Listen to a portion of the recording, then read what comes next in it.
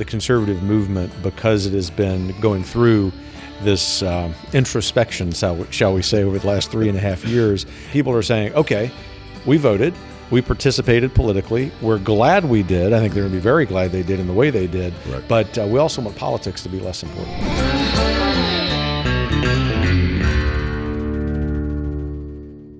Welcome back to the Kevin Roberts Show. It is November 6th, 2024, and it is the day after one of the most consequential elections, not just in American history, world history. Why? Because the American dream is alive again. Not because of a particular candidate, although let's be honest, Donald Trump deserves a lot of credit, but because of tens of millions of Americans who said, we've had enough of DC, we've had enough of the imperial city, we want to wake up in a normal country with common sense.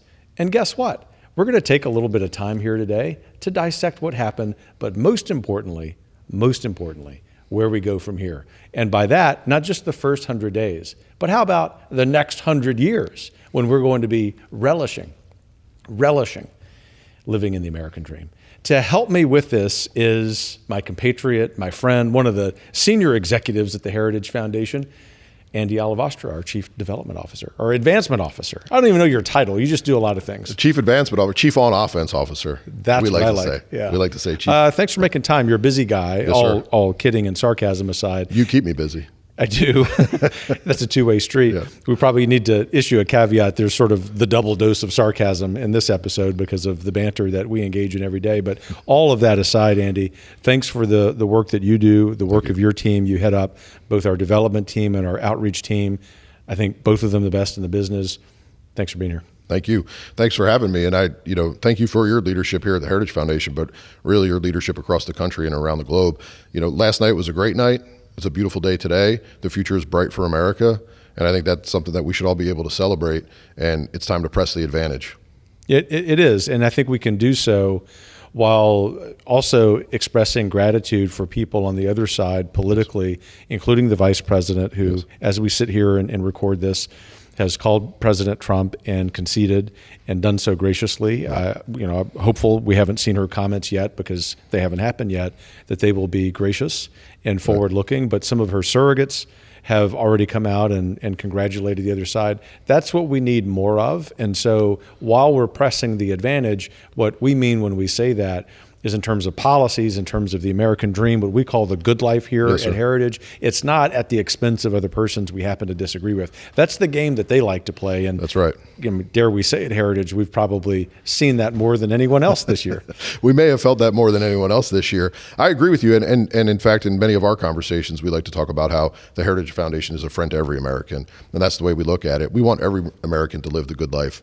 And when you think about the polling around this campaign, maybe there's two big points to make. The polling all throughout this campaign showed that 2/3 of Americans wanted something different. They wanted change, and they wanted a different course for the country.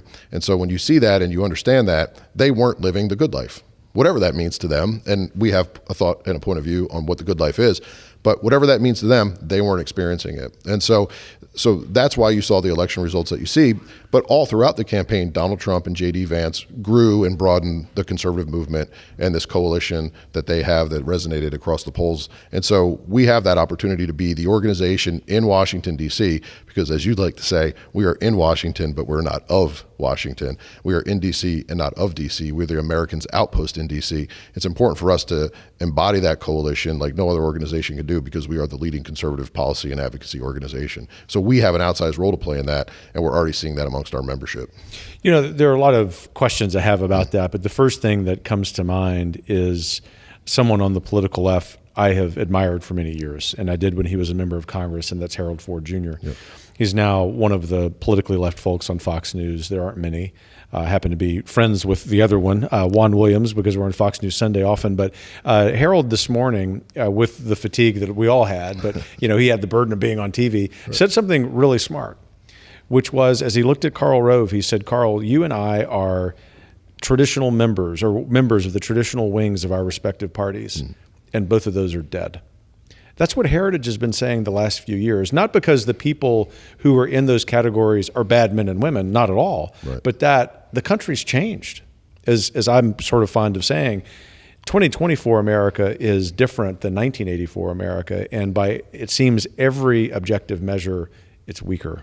That's what this is really about. I agree with you, and I think maybe two examples that come to mind for me. And I proudly served in the second George W. Bush administration, but politics are very different right now, and ideas are very different right now. We learned a lot throughout our history to understand the moment that we're in, and the Heritage Foundation is, again, uniquely qualified to help determine the future of where we want to go as a conservative movement. And as I like to say, as goes Heritage, so goes the conservative movement. As goes the conservative movement, so goes the United States of America. But what I would say, to your point, is that the left did two things during this campaign that I think are going to bite them for a long period of time. And it talks about this realignment that you just articulated, which is that, one, they decided to spend hundreds of millions of dollars against Project 2025, which was a menu of policy ideas. And they decided to do that. What I think it backfired on them is that it made them have to explain their ideas. And they decided that they realized they didn't have a campaign of ideas after all. And so you wanted to critique a menu of ideas that Heritage has offered and made on offer for generations, and it backfired on them because they didn't have an agenda. And I think that they probably didn't plan it out that way, but that's exactly what happened. And I think the second thing, which may be even more profound, because it's less about a political campaign, is that they wanted to make the moral case for freedom. They started talking about freedom in ways that I think a left or a liberal or even a Democrat campaign hasn't in generations. But if you're going to do that, you have to be able to make the case to the American people that the illegal immigrant crossing the border has some claim to freedom, some moral claim to freedom that supersedes that of a citizen of Eagle Pass, Texas, who doesn't have safety on their streets. That's a hard case to make. They didn't make that case, probably because that case doesn't exist. And then I think the other thing is, if you take the issue of life, they wanted to make the moral case that the choice for an abortion is something that the American people were going to support and that would resonate with them. They failed to do that, and I think it's because America is a pro-life country. What are the other issues that you think the election turned on? We learned early on through polling that we did here at the Heritage Foundation and talking to a lot of folks. We have one of the greatest things about being a staffer at the Heritage Foundation under your leadership, but also in my third tour of duty here, is that we have the most amazing member base. So we get to go out and talk to hundreds of thousands of Americans all the time and understand what's on their mind, and we can reflect that in our work, and it can inform our work. But one of the things that we saw early on was that gas, groceries, and rent, and then societal decay. Those four things, the first three could sort of be bucketed into the economy or inflation, but gas, groceries, and rent were going to determine the scope and the sort of pace of the election. And then societal decay, where you saw immigration, you saw crime, and you saw fentanyl deaths and things of that nature, which have touched many of our lives. Mine, our family personally, I lost my younger sister several years ago to an accidental fentanyl overdose. But these are real things for the American people. And we don't insult the American people and think we know better than them. We need to learn and listen to them, learn from them and listen to them, and then demonstrate the consent of the governed when we can through our elected officials. But the Heritage Foundation is able to sort of bridge a lot of those divides, because elected officials will come to us for counsel on policy, for the ideas and the principles that should inform it. But we do that because we have such a broad membership base. We reflect that in ways that I don't think many other organizations in Washington can. And it strikes me that the conservative movement, because it has been going through this introspection, shall we say, over the last 3.5 years, and we're chuckling because sometimes that introspection doesn't seem as collegial as we would like it to be, and hopefully we model at Heritage. But at least we're doing that. It seems as if the left is incapable of that. But where I was going with that claim is that it seems as if, as a result of that introspection, yes, that when you take into account the realignment that's happening, that the conservative movement is better prepared today than it would have been in 2020 or 2021 to acknowledge the realignment, to do something with the realignment. And by something, I don't just mean merely politics, although that has to be part of the something, but what we do in the medium and long term. Because one of the parts of the realignment is that people are saying, okay, we voted, we participated politically. We're glad we did. I think they're going to be very glad they did in the way they did. Right. But we also want politics to be less important. What do you make of that? Aristotle said that, men are social creatures. We're sort of political animals in that way. You would know this better than I. I was impressed that a college quarterback from Troy University started with Aristotle in responding to that question. Yeah. Don't ask me. Are you trying to impress me? Don't ask me to spell him. I just know the name. but go Trojans. This is Troy when you punched me, right? This is right. Yeah, exactly. No, but Aristotle, we are social animals. We're political creatures in that way, and sometimes you need to raise your voice. You need to roar. People need to hear you, and I think that's what we've seen across the globe in many ways. And I think whether Donald Trump sort of rides that wave or created that wave or did any of those things, that's a wonderful conversation. It's a wonderful barroom conversation. It's a wonderful sort of political conversation to think through. The issue attention cycle that you sort of learn in Poli-Sci 101, about what triggers sort of waves of thought and narrative arc across society and through media. But as you see media proliferate in all these different ways, it's a great conversation to have. But I say all that to get to the point that if you can't point to how policies are helping the everyday American, if you can't point to how policies are making America stronger, and if you can't point to policy results that are actually creating the good life for all of our fellow Americans, no matter where they sit in the zip code, no matter what their area code is, no matter how they vote, then the policy isn't working. And so why I think we're in a moment where we have an opportunity that we haven't had in the past is because the American people and this realignment that's taking place is quite simply concern for your fellow American, concern for your local community, the understanding whether anybody ever thinks about it from a political philosophy standpoint of subsidiarity, which is I will make the best decisions for me and my family will make the best decisions for ourselves, and those decisions closest to me should be made by me, and eventually you're going to get to a role for a state government and a federal government, but you're certainly not going to get to a role for an international organization or a supranational entity like the World Health Organization and these things. But we've acquiesced that in so many ways to the left, to the elites and all this. And so the punchlines really are, the Great Reset versus the Great Uprising. And I'm going to be on the side of the Great Uprising every time. And it's why we like to make the joke that the bow ties are off and the brass knuckles are on at a place like the Heritage Foundation. But I think we feel that and we see that before I think any other organization in Washington, D.C. does, with the exception of maybe some of the members of Congress that you talk to on a regular basis. But we see that and feel that because our membership base is the everyday American. And I think that's the remarkable opportunity and the responsibility that we have. Well, it's funny you said that last point about we feeling that more than any other organization in D.C. and that members of Congress probably, no doubt, they definitively have that sentiment. I was having conversations today with several members of Congress, congratulating some of them on winning. And the last conversation I had with a member who won re-election narrowly, he talked about the importance of Heritage knowing that, of knowing, as I like to say, what time it is. Right. I understand the Wall Street Journal doesn't like it when I say that. So I think I'm going to pledge in 2025 to say it every day. But just sometimes you wonder if the Wall Street Journal can tell the time.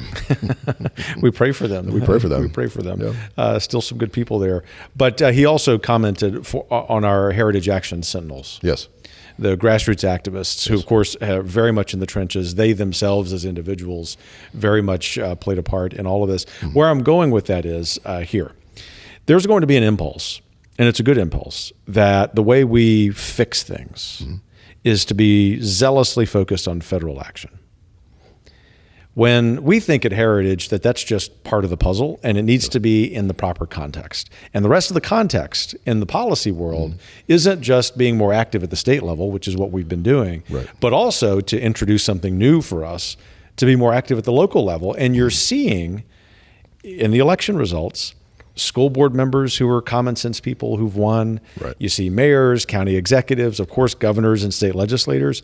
This movement really is still in its maturation phase as it relates to connecting what's going on at the federal level with what's going on at the local level. It seems that that's the prime opportunity for us in the movement over the next half decade. I think so, 100%. And, a few anecdotes which, we're still looking at. And when you pull this data together, you have to sort of map it out and see what makes sense. And, one of my old mentors used to say that data is not information, information is not knowledge, and knowledge is not wisdom, and wisdom is not necessarily virtue. And so when you pull this data together, you have to apply a lens to it and try to understand what it's telling you. But one of the great things about the Heritage Foundation in 51 years of existence is we have a very broad and geographically diverse membership base. And I would say diverse membership base as well, but geographically diverse membership base. We have reach into every state. And so we do have Project Republic. We are working through the plan for every single state, and it's been, an aggressive one where the foundation does a lot, and then Heritage Action picks up the ball in the red zone and is able to move it across the goal line and advance some policy in some really special and important ways. But across the entire enterprise under your leadership, we've been doing more of that. We've been much more effective with that. But we're also looking at all the data, what we can learn. And what we know is that you take California, for example, where you probably aren't going to advance a lot of conservative policy solutions out of that legislature there, certainly not get it across the governor's desk. But we have we have over 40,000 members in California. I think it's hovering right around 50,000 active members in California.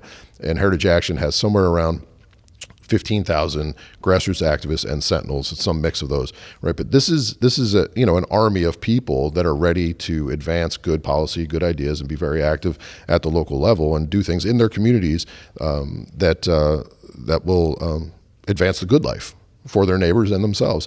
And so we're activating that membership base. It's something that Heritage Foundation has flirted with in the past, but we're taking a closer look at it, trying to overlay a more thoughtful strategy to that. But really it's because our members are also telling us they want to do that. They're raising their hands and they're saying, hey, look, maybe I can't run for school board. Maybe I'm retired and I don't want to necessarily do that. Maybe I've got 3 young kids and I'm not going to run for school board, so I can't do that. But what can I do? And we're giving them the tools and the ideas, and they're giving us the ideas back. And then we're saying, okay, well, here's some of the tools that we can apply there. But if we do that in every single state, we can do that, and we can dictate a major difference in, I think, where we're on offense, where we see opportunity, and then where the right and conservative policy might be playing a little more defense.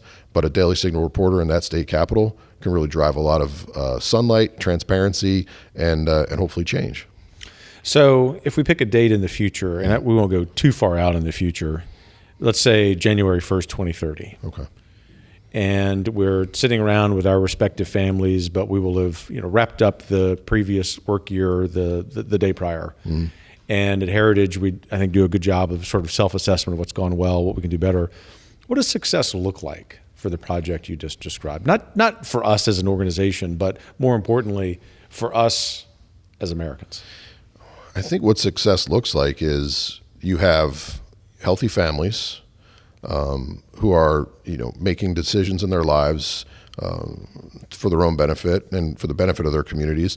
I always think of, I'll answering your question, but this picture has been burned in my mind.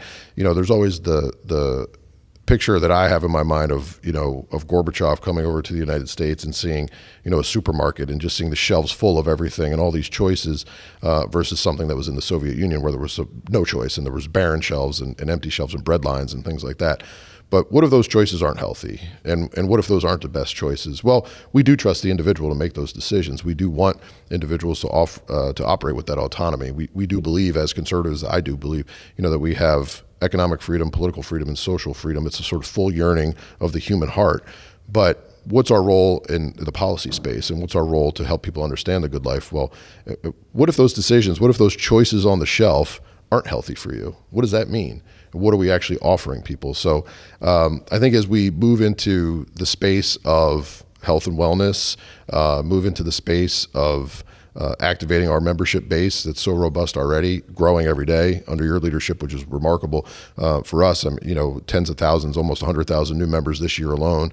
And in fact, we sent an email last night at 2:30 in the morning, and we had a 50% open rate. So our members are waiting to hear from us on the things that matter. And so it's always great to see something like that at 2:30 in the morning. You don't always get a 50% open rate at 2:30 in the morning. You don't always get a 50% open rate, but at 2:30 in the morning. And so that was a good thing to see. How do we determine success? I think it's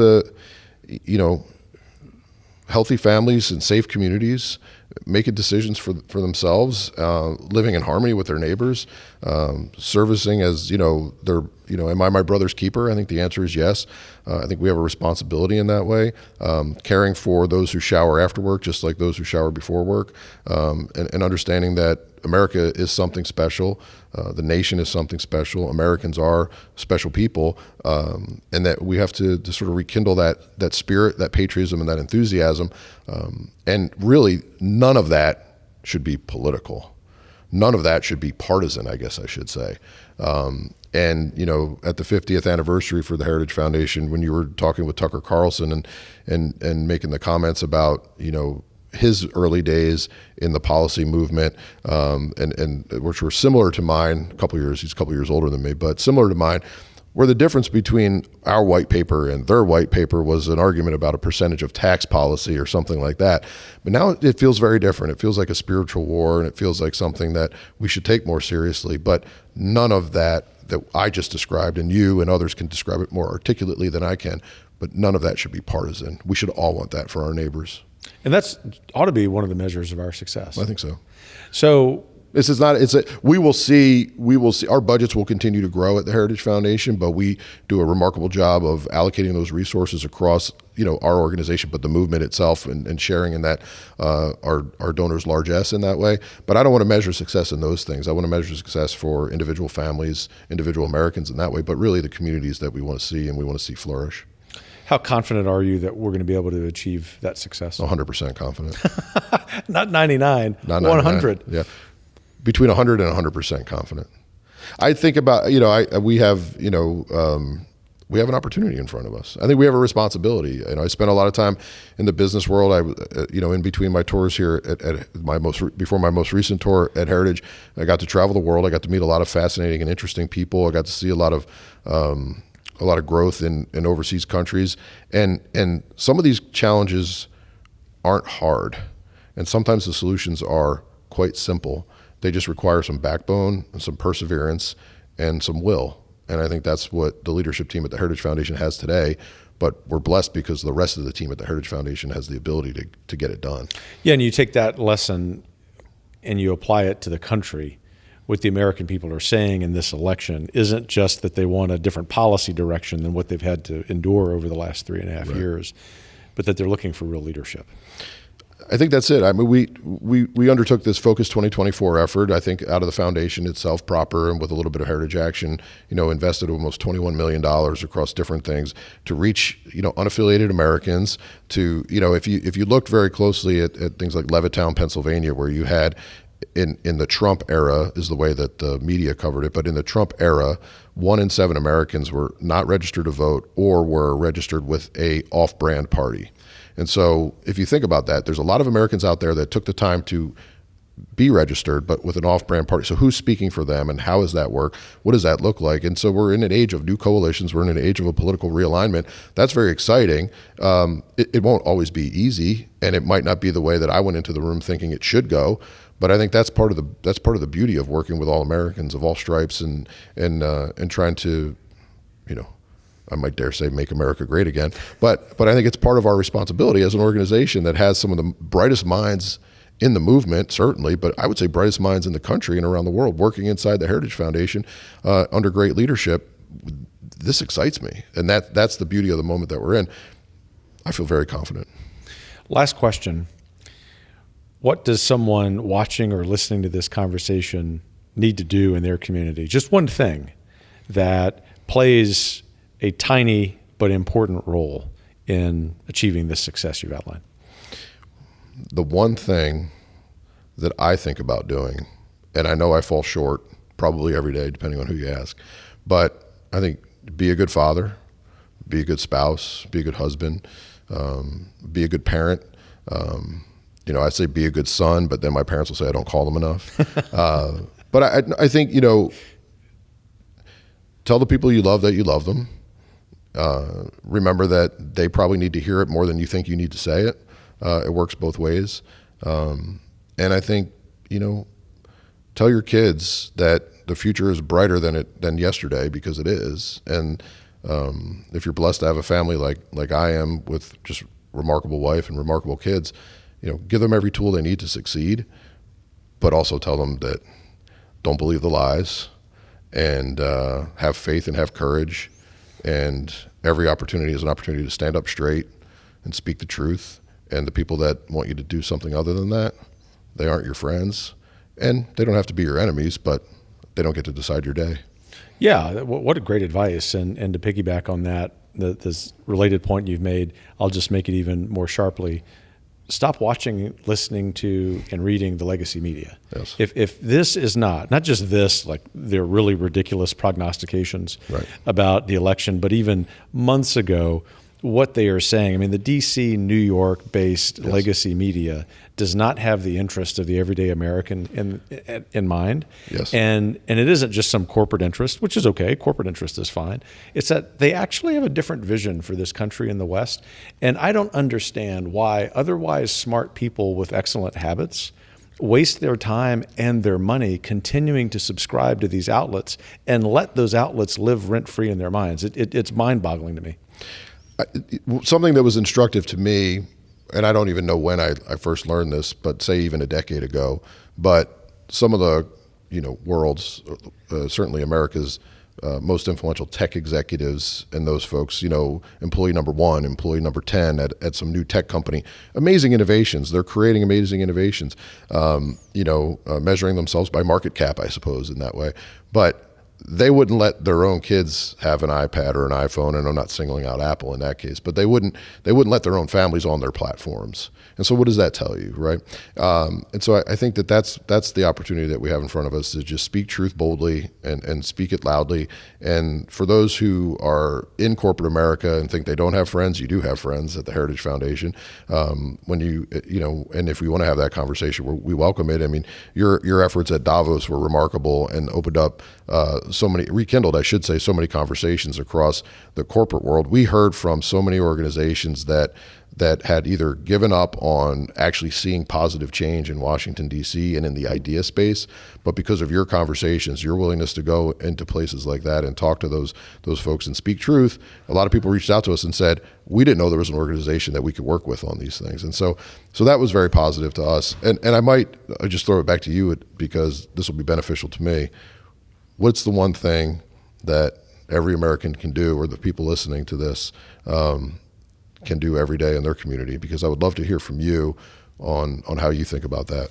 Well, the first thing on my list would be exactly what you said, which is to spend a lot of time with your family. And if you're a young person who's not yet married and don't have kids, you have a roommate, spend some time as friends with your roommate. I mean, the people who are important and close to you, spend more time with them. But the second thing is, and I try to do this, my wife does a better job, get to know your neighbors. And my big thing, I do a good job of this, I will say, is look people in the eye, even when they're strangers. It drives me crazy in Washington, D.C. and Northern Virginia that in addition to all these ridiculously cold buildings in terms of their architecture, we have people who are equally cold. That does not speak well about the American heart. But the good news is most Americans, of course, are very excited about the future, even though they may be a little anxious. But then the third thing is pick a government entity. Your local school board, your water district, your power district, your county commission, and just go to a meeting. And you might go to that meeting and say, oh man, I'm totally lost, or I'm totally frustrated, or man, I'm really impressed by what that lady on the dais said. That's what America looks like, and it's still in our grasp to achieve. So Andy, thanks for the conversation. It looks like you got one closing comment. You made me think of something that I think about almost every day. My first job out of college was as a newspaper reporter in the town of Southington, Connecticut.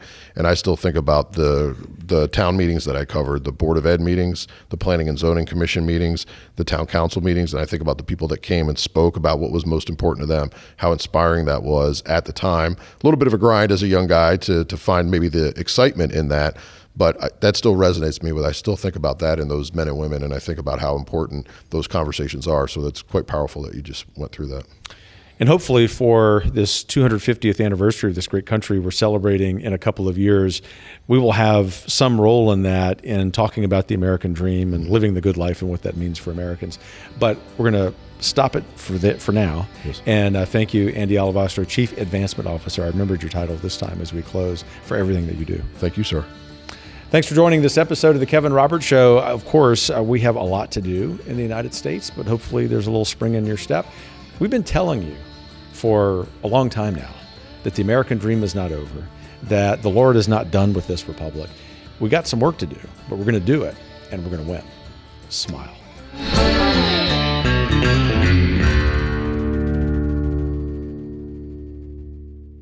The Kevin Roberts Show is brought to you by more than 10 million supporters of the Heritage Foundation. The executive producer is Crystal Kate Bonham. Sound design by Lauren Evans, Mark Guiney, Tim Kennedy, and Joseph Fonspakowski. For more information and to subscribe, please visit heritage.org.